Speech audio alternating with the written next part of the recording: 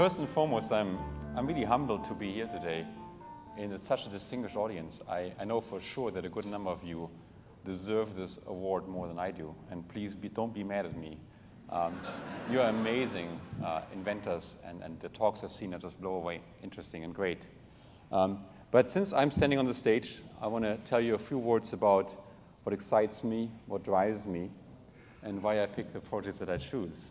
And I want to start with my genuine passion that makes me get up in the morning is to try to solve big societal problems. And I share this with almost all of you, of course.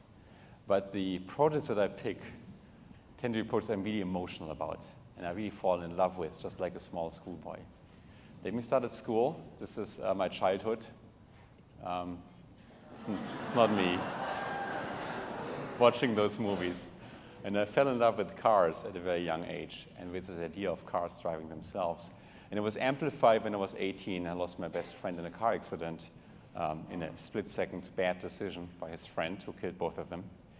And then I didn't do anything on cars for a while until 2004 when DARPA, the US government, launched something called the DARPA Grand Challenge.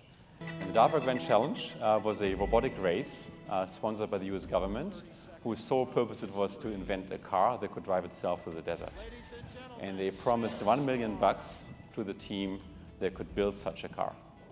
In the first year, this competition, the results were unbelievably, shockingly awful. The best team would drive only 7 miles. And the average team out of over 100 teams would not even do a single mile in an open, empty desert. That's when my juices started flowing and said, I can do better than that. And I started joining hundreds of teams in the world to try to invent something entirely new called a self-driving car. I pulled together an unlikely group of candidates to build my system called Stanford students. Rather than paying them, we gave them course credit. And in the next 2 months, they would work really hard to build the first iteration. And our first iteration was built in such a short amount of time, it was a miserable failure again. Here's our very first drive, and we got it stuck in mud and had to shovel it out. And a few weeks later, these pictures were taken, sadly, by the New York Times, who decided to print them. But what characterized us and all the other teams was a willingness for crazy, rapid iteration. Build it, break it, build it, break it. So Carnegie Mellon had a team, did a fantastic job. And from UC Berkeley, overseas from Stanford, we got this video. Let's see this face. This is Anthony Lewandowski.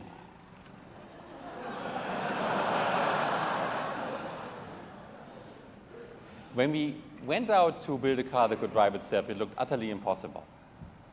But less than a year later, 5 teams had succeeded building a car that could drive 140 miles. Here's ours. And if you look very carefully in the very beginning, it almost crashes. Ladies and gentlemen, the start of the DARPA There was Grand a little Challenge. moment when it swerved against a concrete wall. You can barely see it. The race itself was one of these races that I think now are really a little bit historical even, where the cars went out on their own, followed by a government-operated control vehicle. And we could just see in the control room what's happening and get some footage from helicopters. 130 miles, 7 hours, these cars drove in terrain that robots had never navigated before. In just below 7 hours, our vehicle Stanley arrived from this growing race as the first to ever complete the DARPA Grand Challenge, netting Stanford at the time $2 million, of which, of course, my dean saw the lion's share, and propelled the robot itself into the Air and Space Museum. In fact, exhibition just opening right now on time and space in the Air and Space Museum and the mall. You can see the car. And that was my very first taste of self-driving cars, still a far cry away from what we do today. And since this is 99U, I want to emphasize a little bit the process that we did. We had 2 things going for ourselves. Number one was a completely impossible problem, but well-defined, and that really helped. And second was an eagerness to just build, fail, improve, build, fail, improve.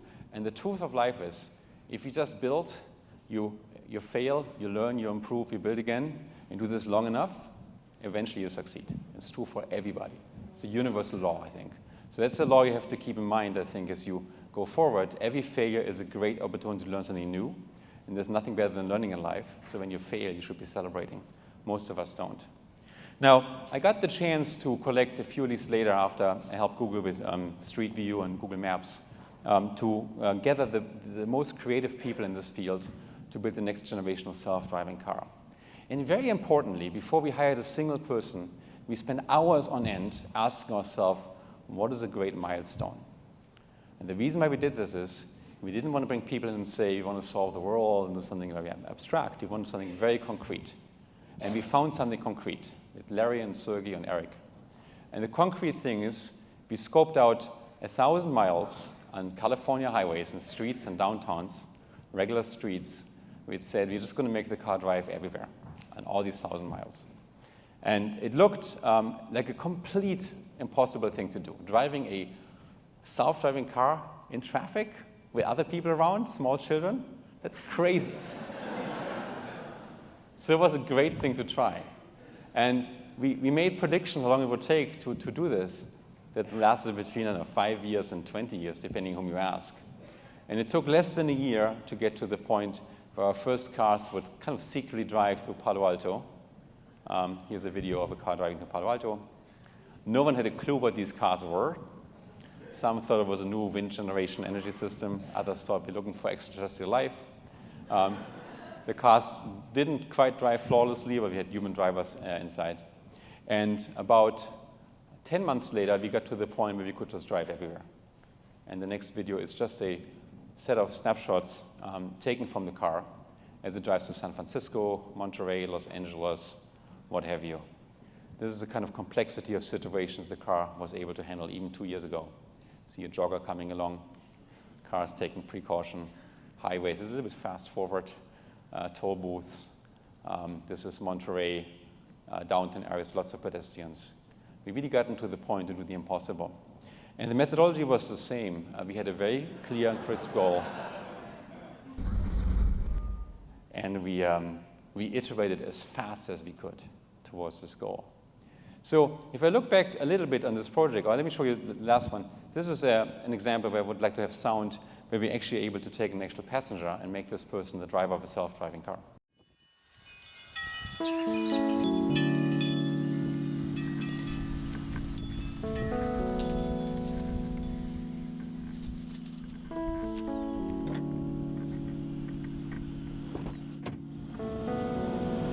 Hey, Nathaniel, how are you? Doing just great. Go ahead, Steve. Auto driving. Here we go. Away we go.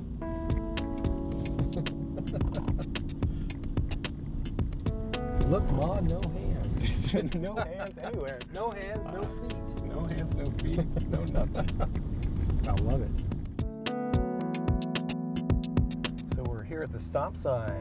Yep. Car's using radars and laser to check and make sure there's nothing coming either way. I find myself looking. Old habits die hard, man. They don't die. Hey, anybody up for a taco? Yeah. What do you want to do today, Steve? I'm all for Taco Bell myself. All right. Well, let's go get a taco at the drive-thru. And we're turning into the parking lot. Yep. How neat. Go. Now they kind of creep along here. Does anybody have any money? I've got money. No, I've got my wallet right here. You roll down your window and order a burrito. Yeah, push that up. I'm doing very well. How are you today?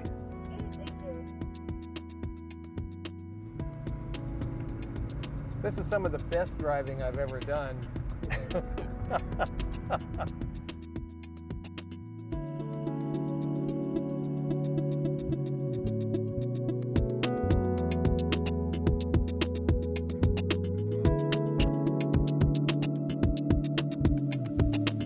95% of my vision is gone. I'm well past legally blind.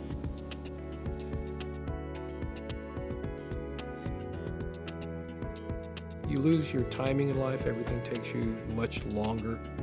There are some places that you cannot go, there are some things that you really cannot do.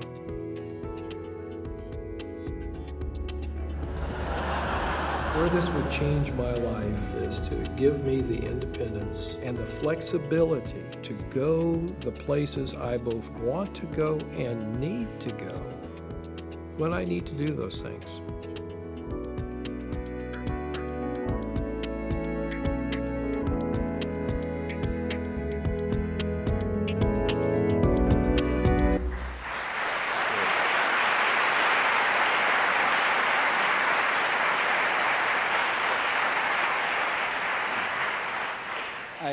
I give a lot of speeches about the big vision, and I give very few speeches about the way to get there. And I looked back in preparation of this presentation as to how my life looked in the last decade in this field, and I found my life is very binary. There were actually moments where I made amazing progress and moments where I made no progress at all. And they come almost by the year. And it's really sad to admit this in public. Now, of course, the award is secured, so I can talk about it. But it's interesting. I can correlate with some very simple feature of these projects that make all the difference. And it goes about as follows. In the first beginning, we argued what to do. And then DARPA came along and gave us a goal and said, do this. We just did it. Okay?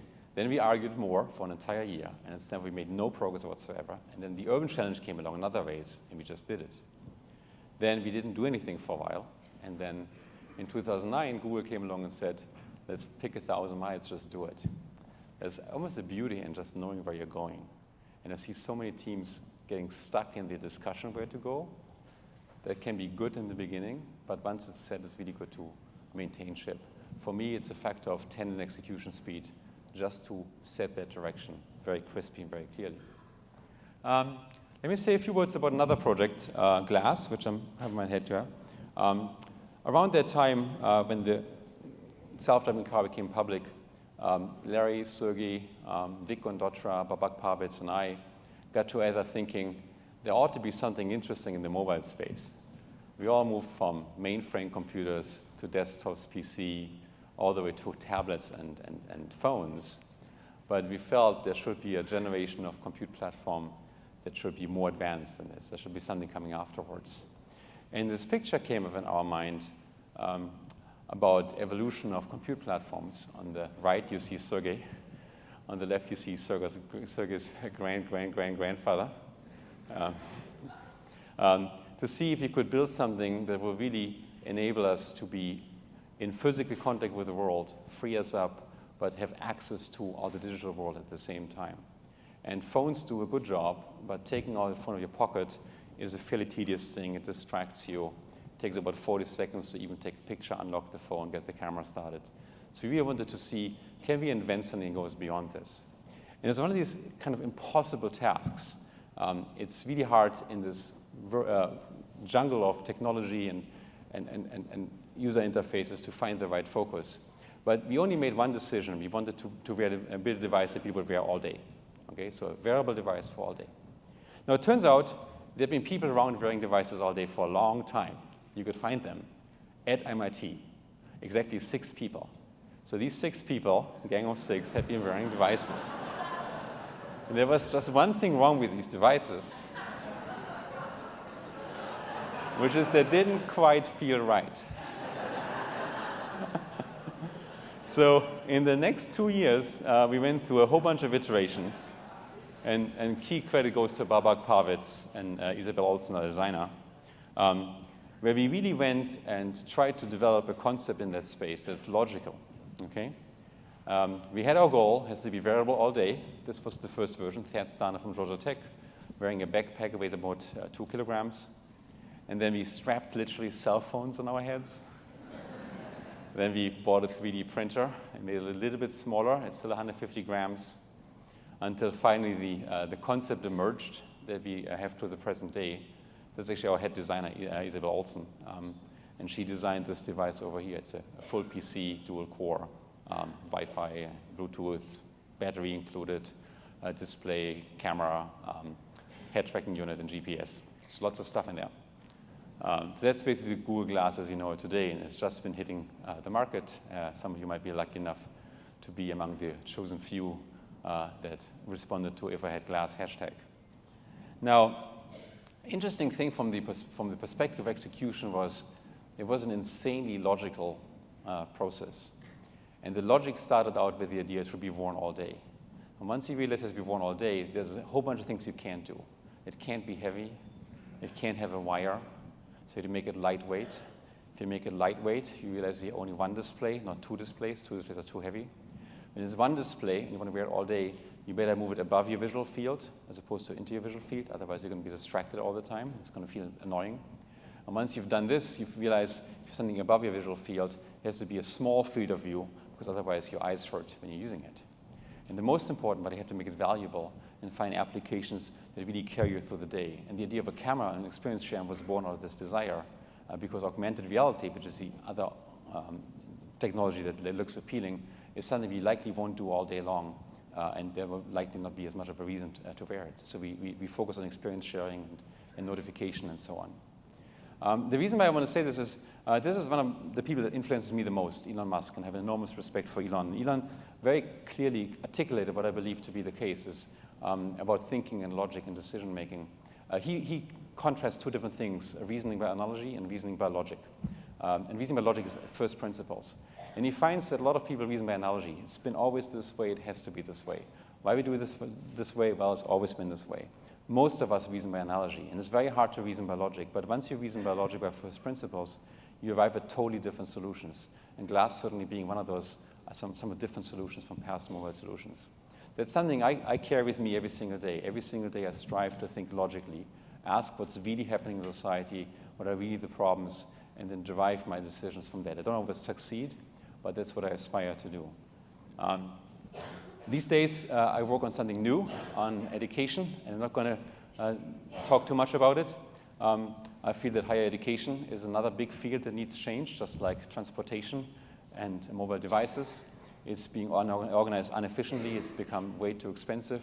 It's not easily accessible. It's hidden behind brick-and-mortar universities. And we started working on a company called Udacity, which some of you might know, that puts massive open online classes, thank you, online. Our first class had 160,000 students. Our Introduce CS, computer science class, just surpassed 300,000 students, which means this class last year taught more students computer science than all professors in the world combined. And it's a journey, again, which I think we can only solve with very crisp, logical thinking and very clear objectives and goals. And I've put together a nice team that's really pushing forward, trying to develop the next generation of learning tools and assessment tools. And who knows, maybe 2 or 3 years from now, I'll be in the lucky situation to report we've changed all of education, the way we're trying to change all of transportation, and hopefully at some point mobile devices. Now, in concluding my short remarks, I want to point out some of my basic thinking about innovation. And this picture summarizes it better than anything else I can say. This is a mountain scene. I actually happen to like mountain hiking and climbing and backcountry skiing.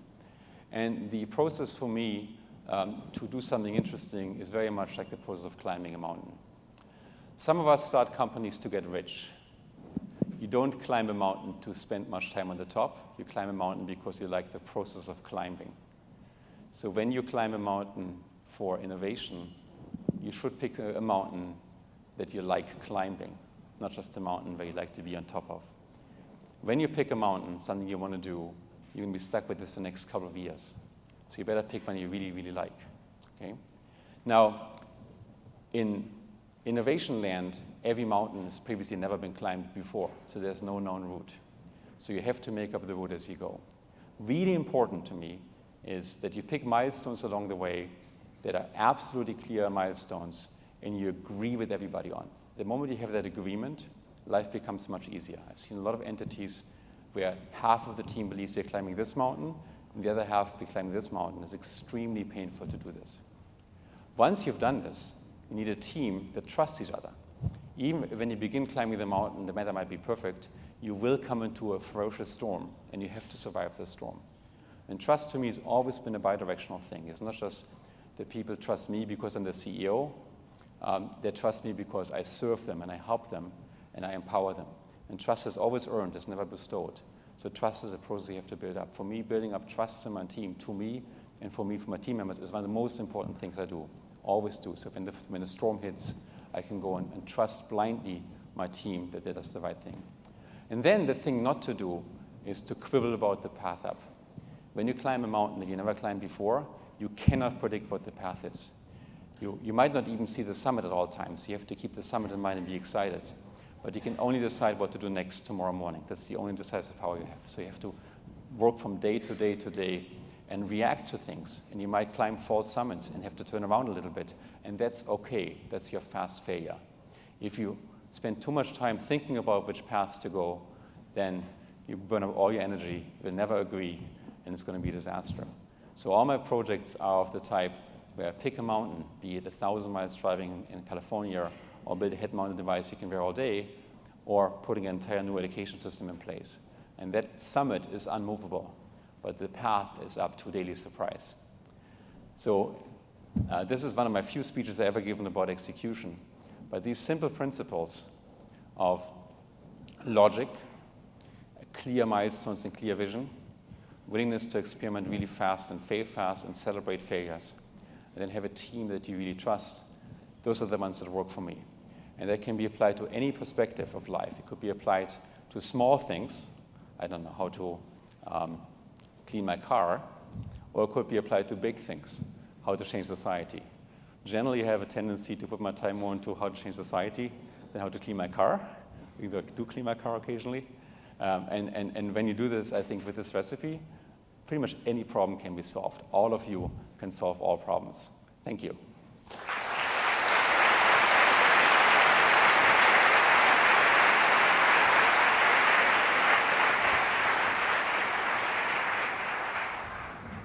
We get stools. Thanks. I have a million questions, but I'll ask a few. So what are the criteria for choosing which project Google X will focus on? With all that brain power you have to channel, how do you know which mountain to climb? There's a very small number of criteria. Number one, we need a moonshot. We need something that looks insanely hard, technologically hard. So we're really into technologies. And then number two is we need a team that we believe can execute. And the team we typically recruit at the time the moonshot is being defined. And typically we find a single leader. In Google Glass, it was Babak Pavitz from University of Washington. And then we hire that leader together with all his friends. So there's a trust relationship. And when that is done, we tend to set a milestone and say, this is the direction you go, and then leave them alone. There's nothing that engineers want more than autonomy. And there's nothing more progress killing than micromanagement on the top. So I always found, just leave them alone. I can go on vacation and have a good life and still make progress. Now, you have a lot of resources at your disposal and a ton of creativity in the team and probably throughout Google. How do you keep people focused? I think the death of many projects is just too many ideas. I mean, if you look at how many ideas really make a good product, it might be 2 or 3. And if you look at how many ideas engineers produce, it's 2 or 3 a week. So most of it is exercise in just saying no to ideas. And the nice thing, if you climb a mountain as a group of people, and you really want to go to the summit, and you're being reminded every day, every step, by nature, by the terrain, what the real problems are, and you keep, say, launch a product, keep iterating, then there's actually no space for ideas that defocus you. Everything is derived from actual problems in the field. If you keep that loop going, then every idea that comes along is usually a good idea. Okay, so how about, there were a lot of folks who spoke today and yesterday who talked about accountability. And they talked, are you looking at answers right now? Hi. Let me take a picture of you. Oh. Great. Yep. All right. So a lot of folks talked about accountability, the importance of what? Excuse me? Oh, were you distracted? A lot of folks talk about accountability and how they shared ideas prematurely as a good way of getting feedback and people holding them to what they were working on. How quickly do you share what Google X is working on, whether it's internally within the company, employees, and more broadly? And do you want to do it quickly, or do you wait? And what's your thinking around that? My general attitude is to share as broadly as we can early on. There was a speaker this morning who very nicely said, look, all this kind of secrecy of NDA just sets you back because you need other people's input to improve your ideas. Now, Google is big enough a place where there's enough smart engineers where you can really get traction for an idea before you go to the public. For some reason, Google, or the public likes to pick up on Google and report what they're doing, so what we're doing, so we kind of keep it a little bit quiet.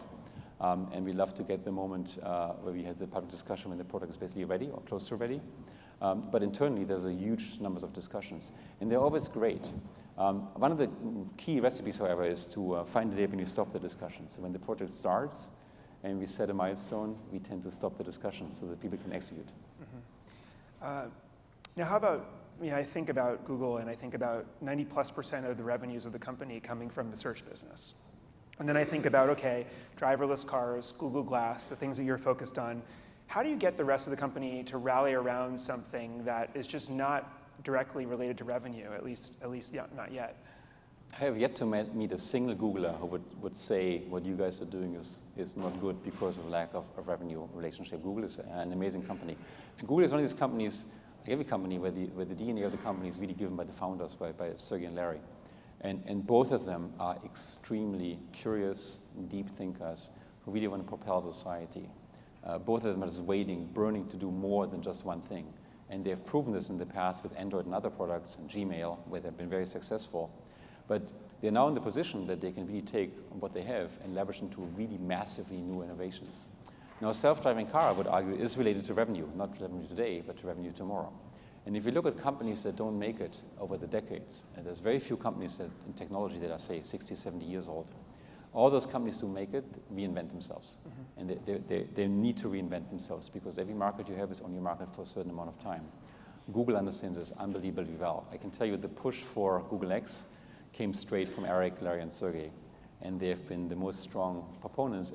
And the Google board has very strongly endorsed what's happening. The money spent is certainly an investment. It gives certainly positive aspirations to the world, what Google is doing. But we are really serious about trying to harvest this back into revenue in the future. And so do you think that the case has to be made then that there will be revenue in order to pursue one of these projects, or do you think that is not even necessary within that culture? I never really argue that. I think it's really great to solve a societal problem, and if you have a big impact on society, you will eventually also make some money. I mean, it seems to be logical to me. If you don't make money, you probably have no impact. So, but it's not on the thinking, so we never discuss that. A lot of these ideas certainly first seemed crazy, and some people might still think they're crazy. Are we going to wear these glasses around? How do you deal with doubters? And your team especially, that probably saw a lot of the press saying, oh, some people at first said, no, I would never wear that. How does one deal with doubters? The world is crazy. I mean, the fact that we're sitting here is crazy. My voice gets carried to the room is crazy. If you play Microsoft Connect, it's crazy. You can wave your hand and it does something. It's like everything is crazy. Almost anything you do today. Like I have a 5-year-old child who was able to operate an iPod before he was able to walk, right? Then when he puts in the magazine and does this and doesn't work, he thinks the magazine is broken. Like, what are you talking about? We're living in this amazing world where all the laws seem to change, and it's just amazing. I mean, flying cars, what have you, all this stuff is feasible. In fact, all it even makes sense. When people doubt, there's different types of doubters, right? I come from a country in Germany where lots of people are very doubtful in general of everything. And that's maybe the reason why I don't live there anymore. But sometimes people doubt because they have technical reasons and they have an argument, right? And sometimes they doubt just because they can't imagine. They're too much in analogy. Like we've done our agriculture by hand yesterday, so we have to do it the same tomorrow. I can tell you in education, I'm full of doubters that tell me the one-on-one contact with the professor is so absolutely essential. They have no data. They just believe what's happened in the last 1,000 years has to happen next 1,000 years. But that's the nice thing about Silicon Valley. Think logical. What do we do with these people that doubt? I'm happy to have a drink with them, and not a second drink, I guess. After the third drink, you might get them there. And they come back a few years later and say, oh my God, what happened? So, okay.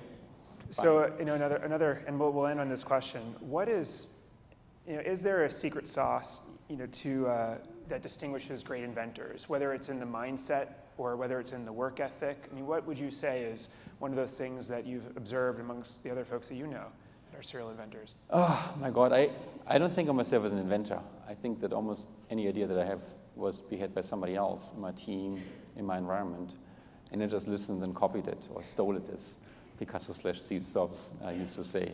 I think it's much more for me about execution, about streamlining, about getting things done. Almost all ideas are there. Just read Jules Verne or go to the science fiction movies. You find a lot of stuff there. In fact, there's way too many ideas to work on at the same time, to be honest. That's actually the main problem here.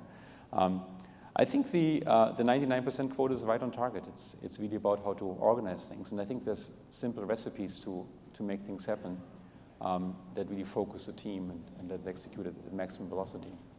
So I don't know. I feel maybe I didn't win the award very rightfully, but I don't really invent. I just make things happen. It's the execution award, Yeah. and you execute. So keep on executing. And Sebastian, thank you so much for Thank you. being here, and congratulations. Yeah.